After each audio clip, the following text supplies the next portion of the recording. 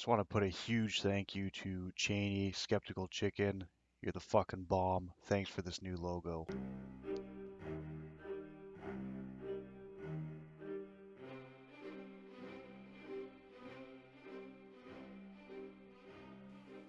Tartaria. You may have heard the term. I'm going to explain this forgotten empire as best as I can, so let's just get right into it. This declassified CIA document is one of the very few modern documents we have that refers to the Tartarian Empire. It begins by describing the communist Bolshevik manipulation of minority peoples in the early 1900s. These events eventually lead to declarations being signed in hopes of freedom for those minority groups from the Tsarist Russian Empire. The Muslims of Russia, Tatars of the Volga and the Crimea, Kyrgyz and Sarts of Siberia and Turkestan, Turks and Tatars of Transcaucasia, Chechens and mountain peoples of the Caucasus, and others were being declared sovereign by the Bolsheviks from the Tsars of Russia.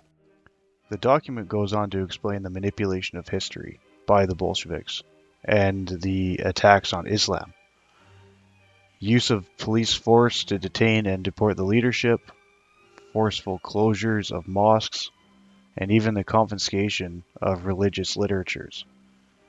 The declarations of freedom were disregarded and the entire religion suppressed.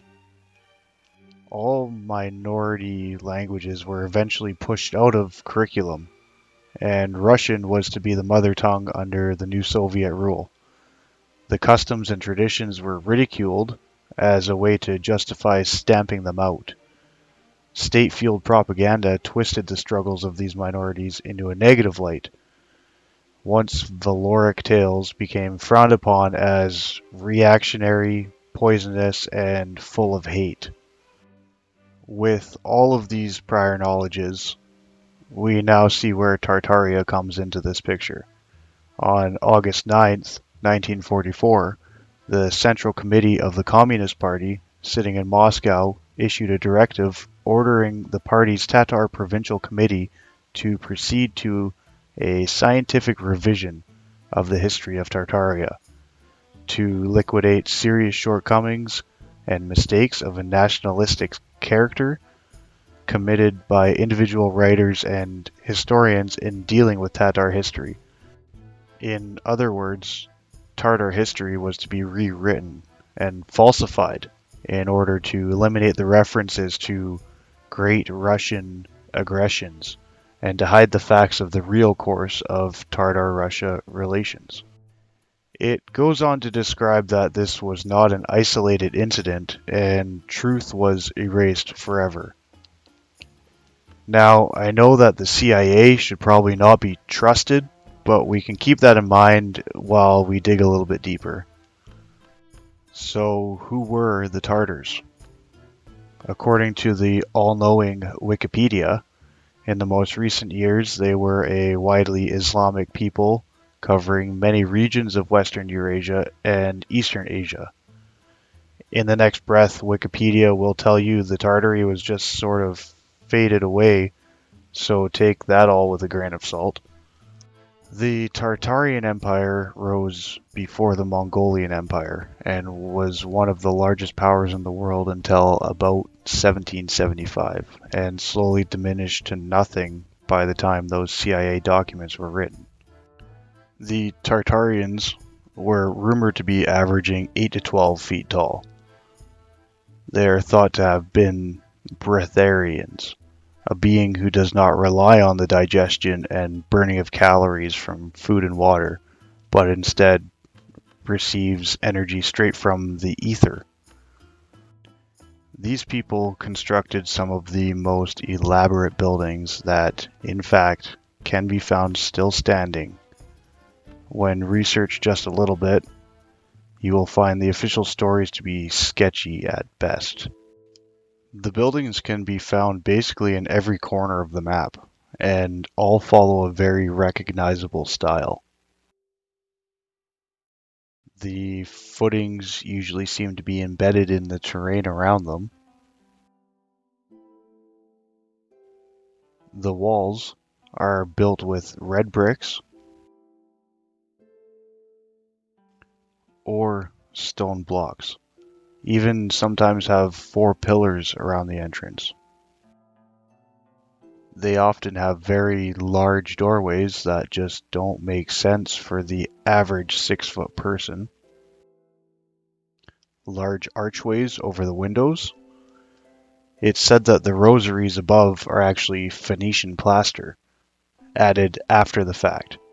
This is a telltale sign of an inherited building, and often it all leads up to a very recognizable, almost aquamarine copper dome with these strange antenna-looking objects mounted on top. These antennae are typically referred to as antiquitech. The truth about these fixtures is yet to be discovered, but many believe they hold the key to gathering free energy from the etheric source.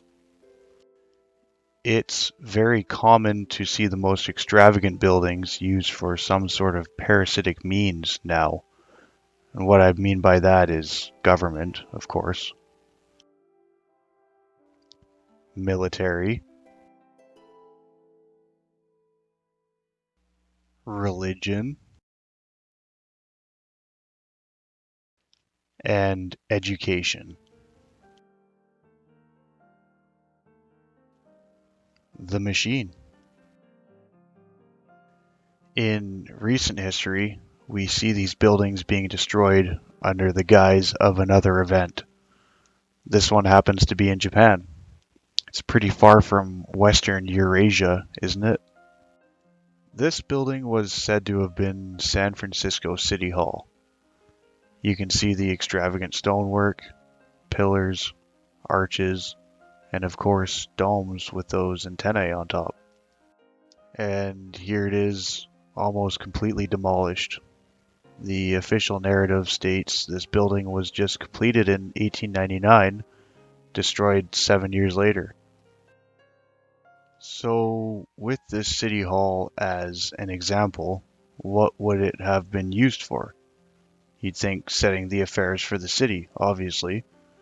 Well, according to the census reports, in the 1870s, when this building was on the drawing board, there were about 150,000 citizens.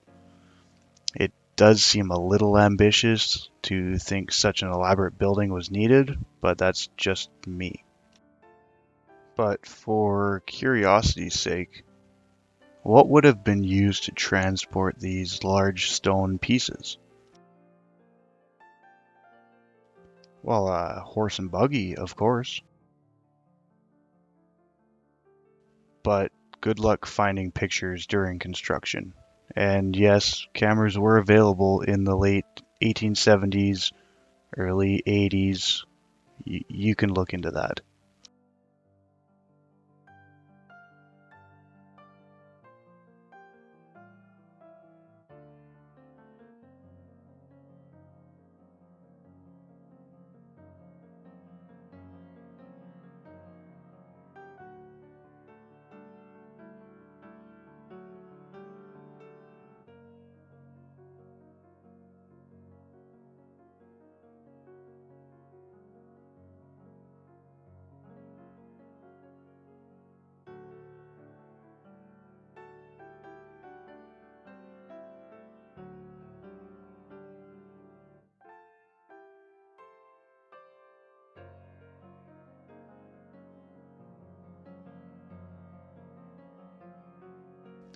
Alright, so that was the Tartarian Empire as I see it.